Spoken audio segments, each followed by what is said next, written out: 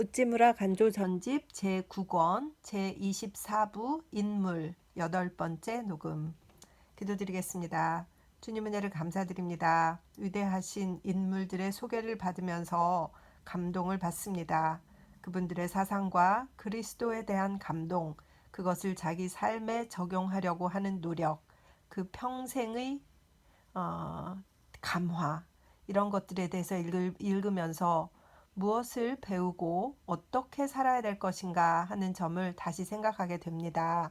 하나님, 이 리딩이 너무 아까워서 읽어서 유튜브에 올리고 있습니다.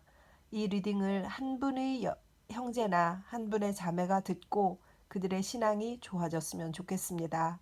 그들의 삶이 감화를 받고 이 책을 다시 그들이 읽고 또 더 큰 영혼의 깊은 감동을 받았으면 좋겠습니다. 우찌무라의 간결한 소개가 아니라 그분 마음속에, 그분의 머릿속에 있었던 삶을 통하여 우리에게 보여주었던 그를 배웠으면 좋겠습니다. 이 일들이 꼭 일어날 수 있도록 주님 은혜를 베풀어 주시옵소서. 이 일에 이 작은 리딩이 쓰일 수 있도록 하여 주시옵소서. 감사드리며 고마우신 우리 주 그리스도 예수님 이름 받들어 기도드립니다. 아멘. 오늘은 스티븐 지라드 약전 이렇습니다. 미국 최초의 부호, 무신론자로 알려진 고아의 벗, 애국자이며 인도적인 위인, 선원과 상인과 사업가의 좋은 모범. 1910년 6월 4일 고 이마이 쇼타로 별세 4주년에 즈음하여 가시와기 이마이관에서 말함. 그래서 이제 또 연설이신 거예요. 읽겠습니다. 물 좀 마시고 시작할게요.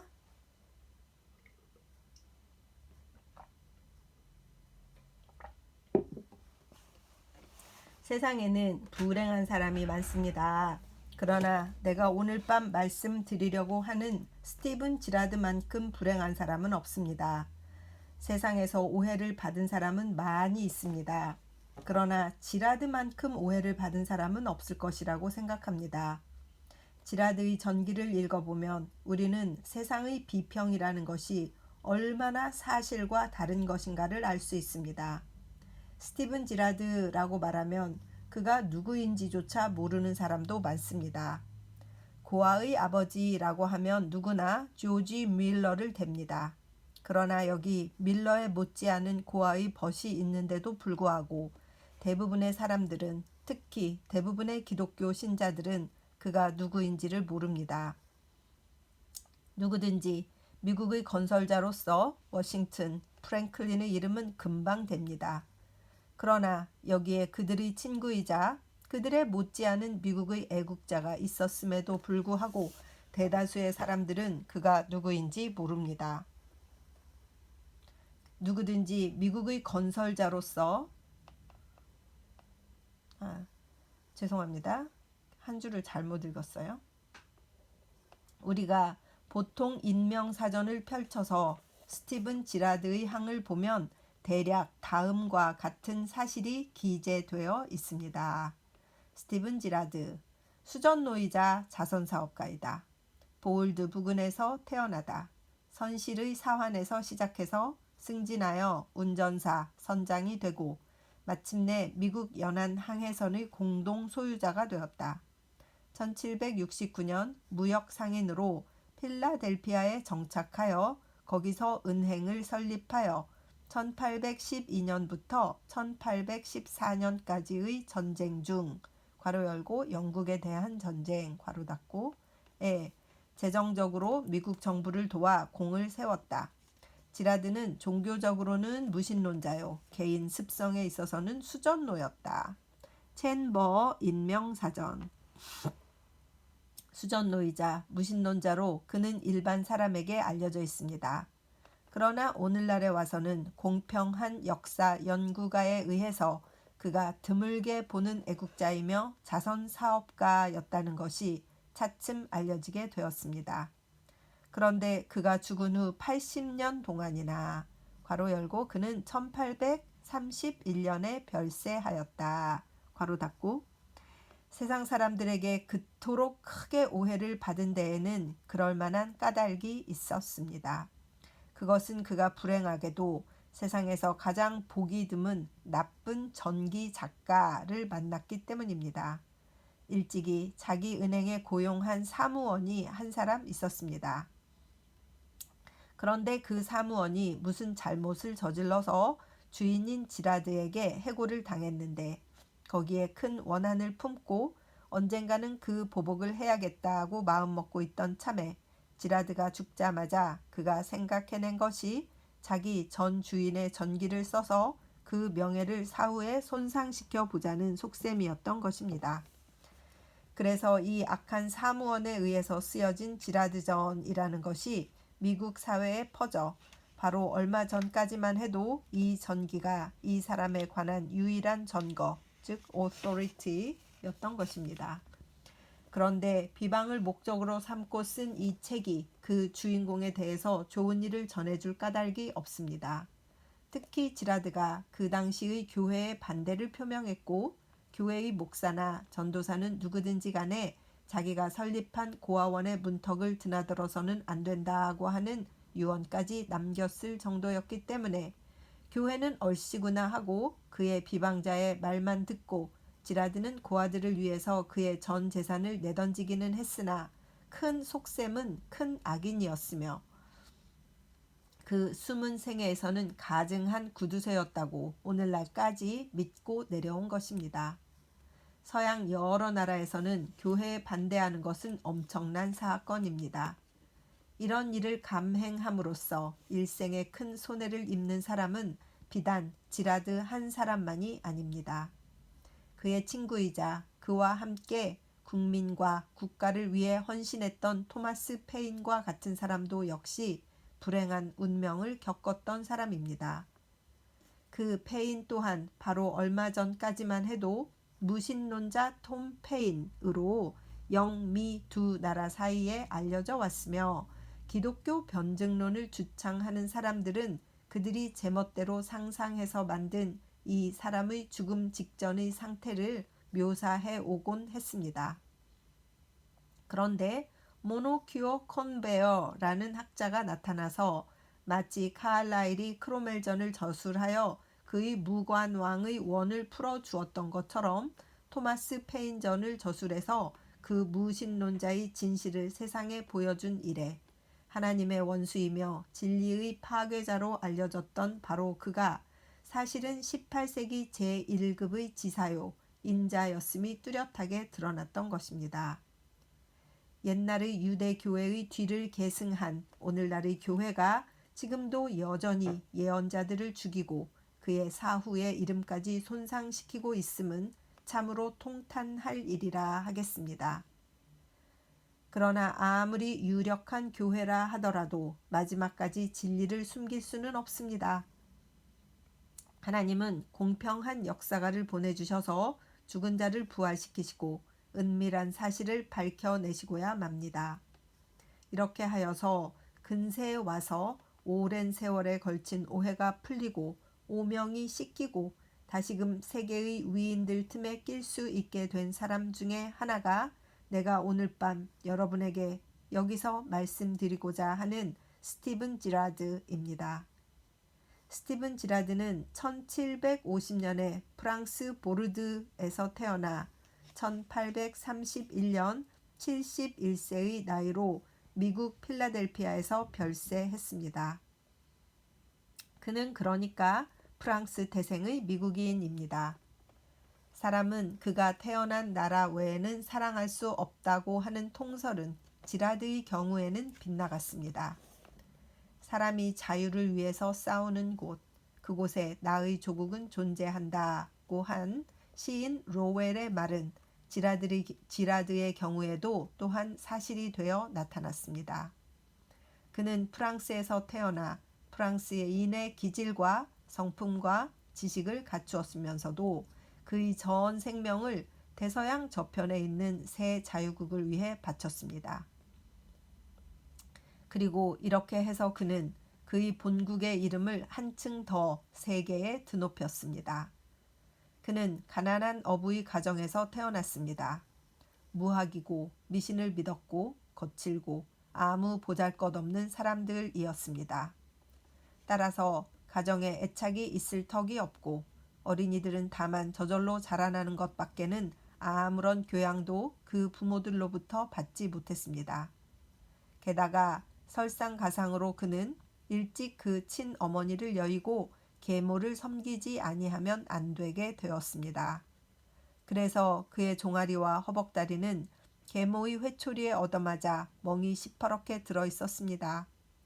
만일 참으로 어릴 때의 환경이 사람을 만드는 것이라면 지라드는 틀림없이 잔인스럽고 무정한 사람이 되었을 것입니다.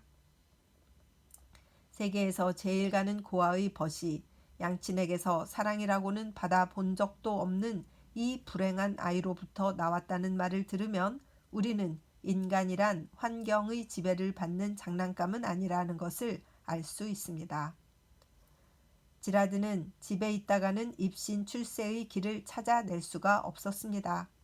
그래서 그는 그 당시에 보르도항에 정박 중인 서인도를 왕래하는 어떤 돛단배에 몸을 실어 여기서 그의 운명을 개척고자 했습니다. 그는 마음속으로 내가 숨어서 이 배를 탔다가 발각되어서 바다에 내던져진다 해도 그것이 내게는 가장 나쁜 운명은 아닐 것이다 라고 생각했습니다. 아유, 딱해라. 가련하고 보잘것없는 한 소년이 집에서의 고통을 견딜 수 없어서 생명을 걸고 야밤중을 틈타 배에 몰래 타서 몸을 화물 사이에 숨기고 이튿날 아침 배가 육지를 떠나기를 기다렸다가 기어 나와서 선장에게 살려달라고 애원했습니다. 그런데 뜻밖에도 잔인스러울 것이라고 생각했던 선장은 그지없이 부드러운 사람이었습니다. 그는 아직 나이가 어린 청년이었으나 지라드를 보자 친절히 대해주며 곧 선실의 사환, 즉 케빈 모이로서 써주었습니다. 지라드는 난생 처음으로 여기서 비로소 동정자를 발견했습니다. 선장실에 들어가 보니 거기엔 그 당시의 사상가였던 볼테르의 저서가 표지도 멋있게 쭉 꽂혀 있었습니다. 그는 이것을 읽어도 좋다는 허락을 받았습니다. 여기에서 그의 고등교육은 시작되었습니다.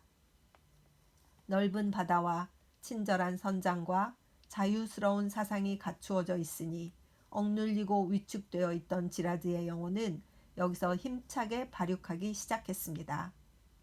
그의 재능은 금세 인정을 받게 되었습니다.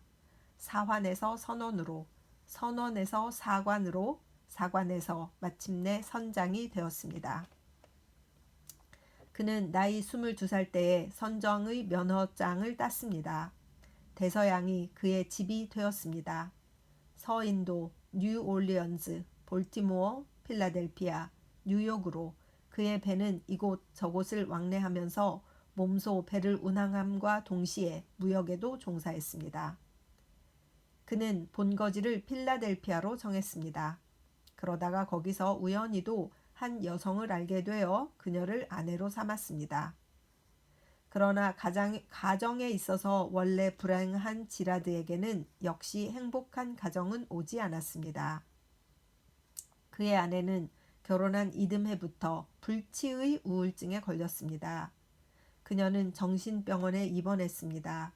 그리하여 38년 동안이라는 꿈같은 생애를 거기서 보냈습니다.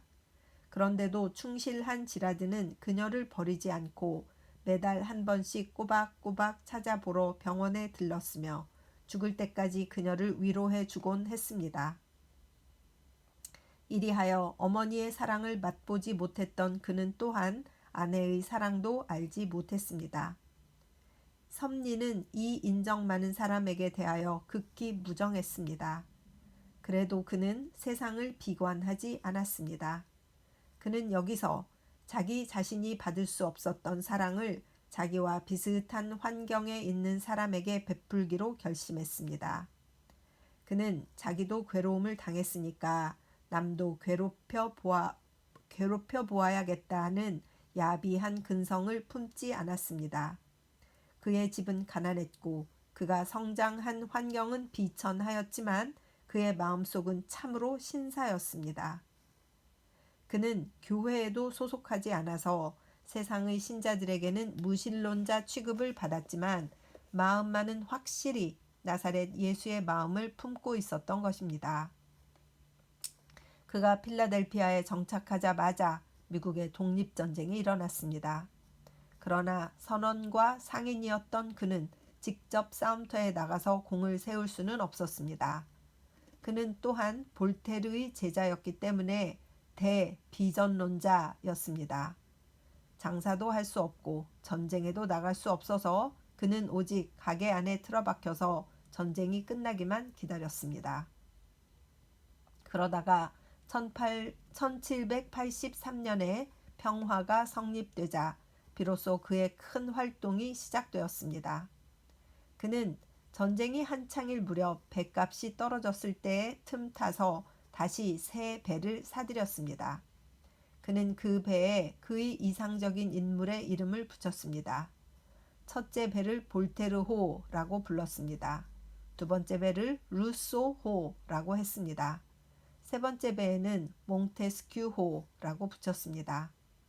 어느 것이나 다 그 당시 프랑스 제1급의 사상가들로서 자유를 외치고 인도주의를 고취하던 사람들입니다. 자기가 소유하던 상선에다 문호와 철학자와 법학자의 이름을 붙였다는 것만 보아도 지라드의 인품을 어느 정도 추측해 볼 수 있을 것입니다. 전쟁이 끝나자마자 그는 두 척의 배에 미국의 특산품인 목화와 곡물류를 가득 싣고 선장에게 명령했습니다. 괄호 열고 그는 이제는 선주가 되어 육지에 있으면서 선장을 지휘하는 몸이 되었다. 괄호 닫고 먼저 보르드에 도착해서 미국에서 적재한 화물을 다 팔고 그 값을 가지고 즉시 포도주와 과일류를 사서 싣고 성 페테르부르크로 가라. 거기서 또 그것을 다 팔아 그 값으로 대마와 철을 사서 암스텔담으로 가서 그것을 팔아라. 그리하여 다시 거기서 새로 잡화류를 사서 싣고 멀리 인도의 캘커타로 가라. 거기서 다시 그걸 팔아 견직과 다와 커피를 사서 미국으로 돌아오도록 하라. 이는 참으로 그 당시로서는 대담한 장사였습니다. 미국에서 프랑스로, 프랑스에서 러시아로, 러시아에서 네덜란드로, 네덜란드에서 멀리 희망봉을 돌아 인도의 캘커타에 이르렀다가 거기서 미국으로 되돌아오라는 명령이었습니다. 이 명령은 문자 그대로 다 수행되어서 지라드는 이로 말미암아 막대한 이득을 올린 것 같습니다. 이리하여 재산은 점점 늘어났습니다. 1812년 영미 제2차 전쟁이 시작될 무렵에는 그의 재산은 총액 100만 달러가 넘었습니다. 그는 미국이 낳은 첫 번째 밀리어네어가 되었습니다. 정부에 기댄 것도 아니고 관권을 이용한 것도 아니라 대담한 행동과 정직과 근면한 습성에 의해 그는 선실의 사환에서 시작하여 마침내 이 자리까지 오르게 되었습니다. 지라드는 상인이었습니다.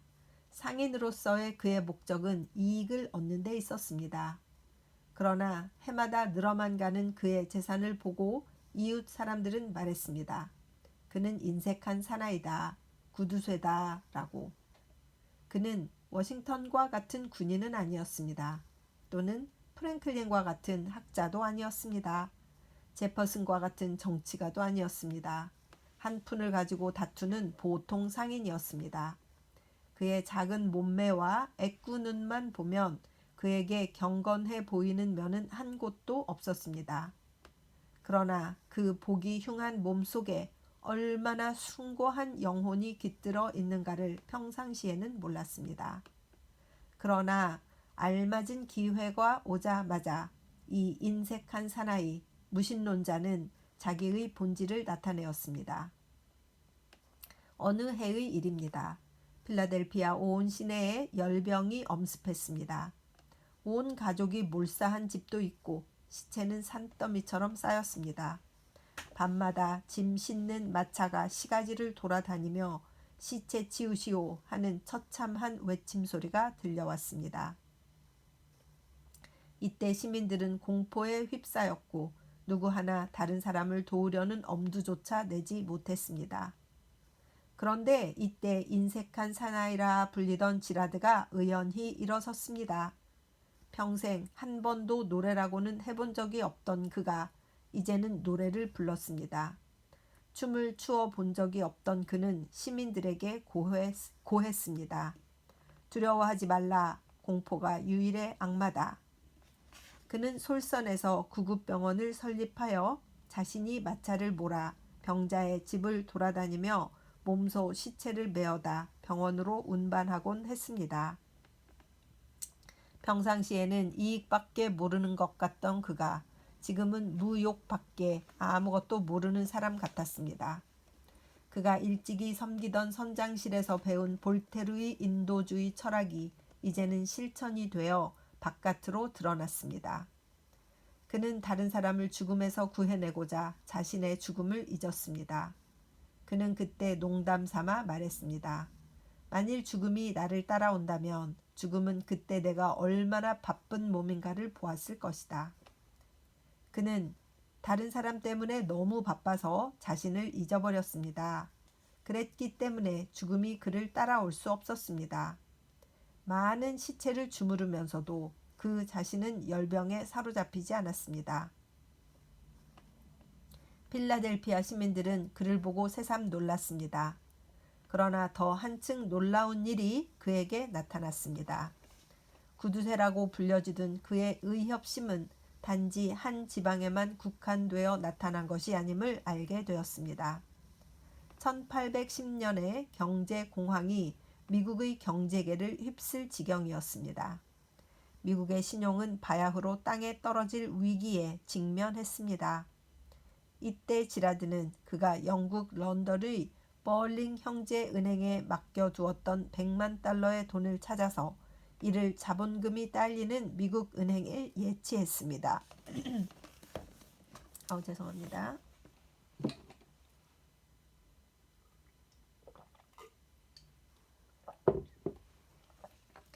그의 대담한 이 행동으로 말미암아 신용이 회복되고 공황은 풀이 꺾였습니다. 지금은 세계 제1의 부국인 미국의 경제계도 100여 년 전에는 지라드의 100만 달러 때문에 위기를 모면했던 것입니다. 1813년 영국과의 제2차 전쟁이 끝나갈 무렵 미국 정부는 자금의 부족을 크게 느끼고 500만 달러의 공채를 발행해서 이를 메우려 하였습니다. 그러나 전쟁 중의 공채 모집에 응하는 사람은 극히 적었습니다.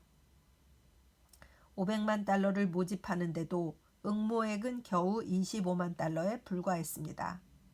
이를 본 미국인은 말하기를 미국은 또다시 영국의 식민지가 될 것이라고 했습니다. 이때 또다시 애꾸는의 지라드가 일어섰습니다. 그는 나는 자유에 있어서나 도덕에 있어서나 교육에 있어서 미국이 세계 제1의 국가임을 보이고 싶다고 말하였습니다. 만일 돈으로 이 나라를 건져낼 수 있는 것이라면 그는 자기가 일평생 걸려 모은 전 재산을 버려도 조금도 아까울 것이 없었던 것입니다. 그는 미국 정부에 신청했습니다. 내가 500만 달러 전액을 인수하겠습니다. 그리고 지라드의 이런 결심을 본 미국 사람들은 다시금 생각을 돌이켜 말했습니다. 이익을 계산하기에 재빠른 늙은 지라드가 인수하겠다는 공채에 위험성이 있을 리가 없다. 이리하여 너도 나도 이에 응했기 때문에 공채 모집은 큰 성공을 거두었습니다. 지금으로 따지면 겨우 500만 달러에 불과합니다. 그러나 100년 전의 500만 달러는 지금 카네기의 5억 달러에 못지 않습니다. 지라드는 이것을 모조리 내던져서 나라를 건지려고 했던 것입니다. 상인이 나라를 건지는 길은 바로 이 방법입니다. 군인만이 애국자가 아닙니다. 나라는 군인만으로 구해지지는 않습니다. 상인도 역시 애국자가 될 수 있습니다. 그는 때로는 자기의 생명보다 귀중한 그의 전 재산을 내던지지 않으면 안 됩니다. 그런데 지라드는 이 일을 단행했었습니다. 워싱턴이 검을 가지고, 프랭클린이 외교로서, 제퍼슨, 해밀턴, 존 애덤스 같은 이들이 정치로 미국을 구해냈던 것처럼 스티븐 지라드는 돈으로 나라를 그 초창기 가장 위급한 때에 구해냈던 것입니다. 그의 생에는 최후가 왔습니다. 그는 모을 수 있는 만큼 많은 재산을 모았습니다. 그는 여러 번 이 재산을 자기 나라를 위해 내놓았습니다. 그러나 이것은 손해를 본 것이 아니라 도리어 크게 늘어나서 그의 손에 되돌아왔습니다. 이때부터는 재산을 쓸 곳에 관해서 생각해 보았습니다. 그는 이것을 상속해 줄 자손이 없었습니다. 그렇다고 해서 그가 볼테르에게서 배운 인생관은 그로 하여금 이것을 자신만을 위하여 소비해 버리는 것을 허락하지 않았습니다. 이 점에 있어서 지라드는 우리나라의 기이구니아와는 전혀 딴판이었습니다. 둘 다 백만금을 쌓아서 이것을 일생 동안에 다 소비하려고 결심하였습니다. 그래서 둘 다 그 목적을 달성하기는 했는데 기이구니아는 이것을 창녀촌에 가서 소비해 버리고 난 후 또다시 빈털터리가 되어 세상을 떠나고 말았습니다. 그러나 지라드에게는 이 기이구니아에게 없던 인생 철학이 있었습니다. 그는 이른바 기독교 신자는 아니었습니다. 그는 세상이 말하는 종교가를 싫어했습니다. 그는 프랑스 그 당시 철학자 볼테르, 루소, 몽테스큐를 스승으로 존경했습니다. 그래서 그들에게서 이어받은 이상을 실천해보고자 했습니다. 그런데 그 이상이란 인류의 향상이었습니다. 하나님과 종교를 많이 입 밖에 내지 않던 그였지만 인류에 대해서는 열심히 대단했습니다. 그렇기 때문에 그는 그의 본국인인 어거스트 콩트처럼 자기가 소유한 것 전부를 인류의 재단 위에 갖다 바쳤습니다. 그의 재산은 이때 300만 달러 이상에 달했습니다. 그래서 이 재산의 대부분을 가지고 그는 이상적인 학교를 세우기로 결심했습니다.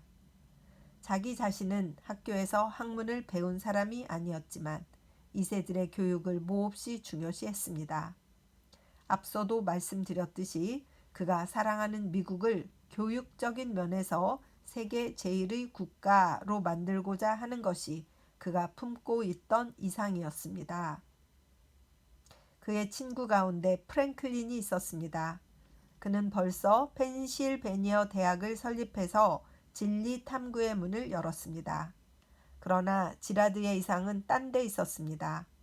그는 학자를 만들기보다는 오히려 착한 시민을 만들기를 원했습니다. 그의 친구 가운데는 토마스 제퍼슨도 있었습니다. 그는 극히 평민주의적인 인물인데 그 무렵 버지니아주에 있는 그의 오막살이에서 저술에 종사하고 있었습니다.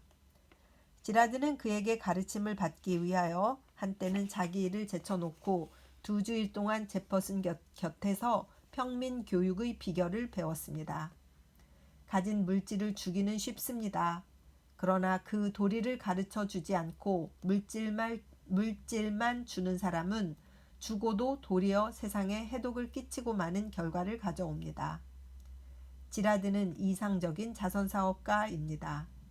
그는 재산을 모을 때와 마찬가지로 이것을 줄 때에도 깊이 생각한 끝에 했습니다. 그는 먼 장래를 생각하여 최선의 길을 찾아내었을 때 그 전 재산을 희사했습니다. 그는 전 재산을 다음과 같이 나누어 주었습니다.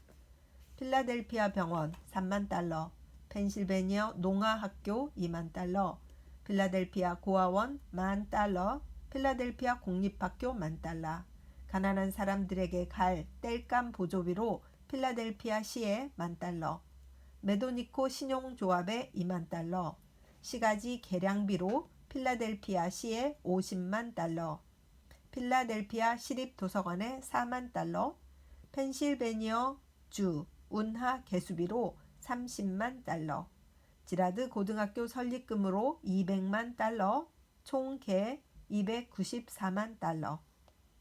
이와 같이 그의 유산의 대부분이 간 곳은 지라드 고등학교였습니다. 이것이 그의 이상을 실현하기 위해서 설립된 평민학교입니다. 그러나 이름은 그냥 학교였지만 사실은 하나의 큰 고아원이었습니다. 지라드 자신이 고아나 다름없는 사람이었습니다. 그러므로 그는 평민 교육을 특히 의탁할 곳 없는 고아들에게 베풀려고 했습니다. 여기 수용된 고아는 18세까지 보통 교육을 받습니다. 그러나 그 교육의 대부분은 읽기, 쓰기 같은 것이 아니라 수공입니다. 교육시설은 충분했으나 그것보다 더 완전한 것은 수공의 설비였습니다. 지라드 고등학교는 하나의 큰 직업학교 겸 공장이라고 보아도 무방할 것입니다. 여기에는 보통 미국인이 존귀하고 독립적인 생애에 들어가는 데 필요한 시설은 모두 갖추어져 있습니다. 그런데 현재 이 학교에서 그 덕을 입고 있는 아동은 약 3,000명인데 젖먹이에서부터 청년 남녀에 이르기까지 그 체육, 지육, 덕육이 가장 진보된 학설에 따라 가장 효과적인 방법으로 무상으로 베풀어지고 있습니다. 지라드 고등학교를 위해 기증된 유산은 200만 달러였습니다. 그런데 여기에 지라드가 소유하고 있던 토지와 가옥 등을 합해서 무엇이나 사용토록 제공했으므로 오늘날에는 그 소유 재산이 대략 2천만 달러 이상의 거액에 달하며 이런 종류의 학교 중에 기금이 풍부하기로는 세계 제일이 되었습니다. 세계의 고아원 중에서 지라드 고등학교만은 아직 한 번도 자금 부족을 느껴본 적이 없었습니다. 이 고아원만은 지금까지 한 번도 세성의 자선가에게 기부금을 애원한 적이 없습니다. 지라드 고등학교만은 자금이 늘 남아 돌아서 때로는 그것을 쓸 곳이 마땅치 않아 고민할 정도였습니다. 전에 내가 그 학교를 참관하러 갔을 때 안내자가 나를 중앙에 있는 박물관의 지붕 꼭대기까지 데리고 올라가서 거대한 순백색 대리석이 기와장 대신 사용되어 있는 것을 가리키며 이 대리석은 전에 본교 재정이 남아 돌아갈 때 그것을 어디에 쓸까 생각하다가 관리인들이 이 대리석을 사서 지붕에 이은 것입니다. 세계가 아무리 넓다 하지만 순백색 대리석으로 지붕을 이을 정도의 학교는 아마 이 학교밖에 없을 겁니다. 라고 말하는 것이었습니다. 참으로 어마어마했습니다. 세상에는 기도로 유지되어 나가는 고아원은 있습니다. 또 끊임없는 애걸과 고아 자신의 노동으로 근근히 꾸려나가는 고아원도 많이 있습니다. 그러나 여기에 상식과 선견 지명으로 설립된 거의 천고부력이라 해도 좋을 고아들의 학교가 있습니다. 스티븐 지라드는 고아 교육의 새 기원을 개척했습니다. 만일 세상의 고아의 벗들이 모두 지라드처럼 그 생각과 이성을 사용할 수 있었더라면 고아원이 늘 서느냐 쓰러지느냐 하는 경계선에 서서 겨우겨우 그 살림을 꾸려나가는 상태에 빠지지는 않을 것이라고 생각합니다. 앞서도 말씀드렸지만 지라드는 기독교에 대해서는 극히 냉담했습니다. 지라드 학교의 특징 가운데 하나로서 늘 세상 사람의 관심을 끄는 것은 설립자의 유언에 따라 목사는 교파가 무엇이든 간에 누구라도 그 안에 들어와서는 안 된다고 하는 엄한 규율이 있습니다. 그래서 지라드 학교는 평민 교육을 위해 세워진 학교로서 누구든지 자유롭게 참관할 수 있지만 그러나 감독이나 장로나 목사나 전도사들은 아무도 그 문턱을 넘어 들어갈 수가 없습니다. 교회의 교역자들이 그 문에 접근하면 수위가 즉시 그들에게 누구인지 물어봅니다. 그래서 그들이 교역자임을 알면 수위는 인정사정 없이 소리를 높여 말합니다. 당신은 이 안에 들어올 수 없습니다. 이곳은 교회의 교역자는 참관을 허락지 않습니다. 그래서 실크햇을 쓰고 프로코트를 입고 흰 넥타이를 맨 그 성직자는 한 걸음도 그 안에 들어갈 수가 없습니다. 세상이 아무리 넓다 해도 목사와 전도사가 들어올 수 없다는 규칙을 세워놓은 학교는 아마 여기밖에 없겠지요. 그렇다면 지라드는 과연 교회의 사람들이 말하듯이 무신론자였을까요? 나는 그렇게 생각지 않습니다. 그의 선생인 볼테르도 그렇게 불리어졌습니다. 그러나 볼테르가 무신론자가 아니었던 것은 오늘날에 와서 잘 알려졌습니다. 미국의 진화 철학자로 유명한 존 픽스 같은 분은 단정적으로 말하고 있습니다. 볼테르는 당시의 프랑스에서 하나님을 공경하는 유일한 사람이었다. 지라드의 친구였던 토마스 페인도 오랫동안 무신론자 톰 페인이라는 별명을 들었습니다. 그러나 그가 기독교를 뒤엎기 위해서 썼다고 일컬어지는 이성의 시대 The Age of Reason 이라는 책은 그 초두에 다음과 같이 쓰여 있습니다. 나는 한 분의 하나님을 믿는다. 그 밖의 것은 믿지 않는다. 나는 현세 다음에 올 행복을 희망으로 삼고 있다. 나는 인류의 평등을 믿는다. 나는 또한 인간의 종교적인 의무는 정의를 행하며 자비를 사랑하며 우리 동포에게 행복을 가져다 주기 위하여 노력하는 데 있음을 믿는다. 이것을 무신론자의 말이라고는 도저히 말할 수 없습니다. 그런데도 교회는 그가 죽은 지 100년이 지난 오늘날까지 그를 무신론자로 몰아세우고 있습니다. 마찬가지로 지라드도 종종 섭리의 인도라는 말을 쓰고 있습니다. 그가 하나님의 이름을 저주했다는 말을 나는 일찍이 들어본 적이 없습니다. 내가 믿기로는 그는 볼테르나 페인과 마찬가지로 그가 생존해 있을 당시의 교회적 기독교에 반대했을 따름입니다. 그리고 이런 의미에 있어서는 카알라일도 무신론자였습니다. 톨스토이도 무신론자였습니다.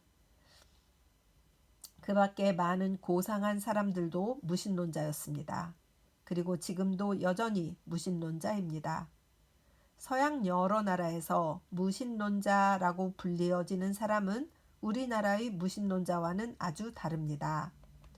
우리나라에서는 무신론자라고 하면 하나님의 존재를 부인하고 영혼도 내세도 없다고 말하면서 유욕과 야심에 휩싸여 일생을 보내는 사람입니다. 그러나 서양 여러 나라에서는 무신론자란 이른바 유신론에 반대하는 사람입니다. 현실적으로 말하면 교회에 반대하는 사람입니다. 그러므로 서양에서는 무신론자 중 대개가 그 실제적 도덕에 있어서는 교회 신자에게 뒤떨어지지 않는 사람입니다. 미국의 로버트 잉거솔이나 영국의 찰스 브래들로우 같은 사람들은 무신론자라고 불리어지기는 했지만 참으로 모범적인 신사였습니다. 그들의 정직에 있어서나 그들의 소신을 실천에 옮기는 용감성이나 평화를 사랑하고 전쟁을 미워했던 것이나 항상 가난하고 억눌린 자의 친구였던 점에 있어서 그들은 이른바 기독교 신자보다도 더 나았습니다. 그들은 참으로 기독교 신자 이상의 사람이 되어 보려고 노력했던 사람들입니다. 그렇기 때문에 교회를 싫어했고 신자를 피했습니다. 그러나 신앙 고백보다는 실천입니다. 무신론자로 지목당하던 그들은 기독교를 입으로는 외치지 않았지만 몸으로 실천했습니다. 지라드와 같은 사람은 확실히 그런 사람 중에 하나였습니다. 만일 그가 그리스도의 뜻에 합당하지 않은 사람이었다면 어떤 사람이 합당한 사람이겠습니까? 그와 같은 사람이 이 세상에 있다는 것을 아셨기 때문에 그리스도가 그 제자들에게 이렇게 가르치셨을 테지요. 나더러 주여 주여 하는 자마다 다 천국에 들어가는 것이 아니라 하늘에 계신 아버지의 뜻을 행하는 자라야 들어갈 것이다. 그리하여 최후 심판의 날에 유신론자와 무신론자가 주님의 심판대 앞에 설 때 성서의 다음과 같은 말씀은 사실로 드러날 것입니다. 인자가 모든 천사를 거느리고 영광 중에 와서 영광의 보좌에 앉을 것이다. 그리고 모든 민족을 그 앞에 모아놓고 목자가 양과 염소를 구별하듯이 그들을 구별하여 양은 그의 오른편에 염소는 그의 왼편에 둘 것이다. 그때 임금이 자기 오른편에 앉아있는 사람들에게 내 아버지의 축복을 받은 사람들아 와서 창세 때부터 너희를 위하여 준비한 나라를 차지하라. 너희는 내가 줄였을 때에 먹을 것을 주었고 목 말랐을 때에 마실 것을 주었으며 나그네 되었을 때에 영접했고 헐벗었을 때에 입을 것을 주었고 병들었을 때에 도와주었고 감옥에 갇혔을 때에 찾아주었다 하고 말할 것이다. 그러면 의인들은 주여 우리가 언제 주께서 줄인 것을 보고 잡수실 것을 드렸으며 목마르신 것을 보고 마실 것을 드렸고 나그네 되신 것을 보고 영접했고 헐벗으신 것을 보고 입을 것을 드렸고 언제 병드셨거나 감옥에 갇히신 것을 보고 우리가 찾아갔습니까? 하고 대답할 것이다. 그때의 임금은 내가 진정으로 너희에게 말한다. 너희가 여기 내 형제 중에 지극히 보잘것없는 사람 하나에게 한 것이 곧 내게 한 것이다. 하고 말한 다음 왼편에 있는 사람들에게 저주받은 자들아 내게서 떠나 악마와 그의 사자들을 위하여 준비된 영원한 불 속에 들어가라. 너희는 내가 줄였을 때 먹을 것을 주지 않았고 목 말랐을 때 마실 것을 주지 않았고 나그네 되었을 때 영접하지 않았고 헐벗었을 때 입을 것을 주지 않았고 병들었을 때나 감옥에 갇혔을 때 돌보아 주지 않았다 하고 말할 것이다. 그러면 그들도 주님 주께서 언제 굶주리셨거나 목마르셨거나 나그네 되셨거나 헐벗으셨으며 병드셨거나 감옥에 갇히셨던 일이 있었기에 우리가 알고도 돌보아 드리지 않았습니까? 하고 대답할 것이다. 그때 임금은 내가 진정으로 너희에게 말한다. 여기 이 사람들 중에 지극히 보잘것없는 사람 하나에게 하지 않은 것이 곧 내게 하지 않은 것이다. 하고 말할 것이다.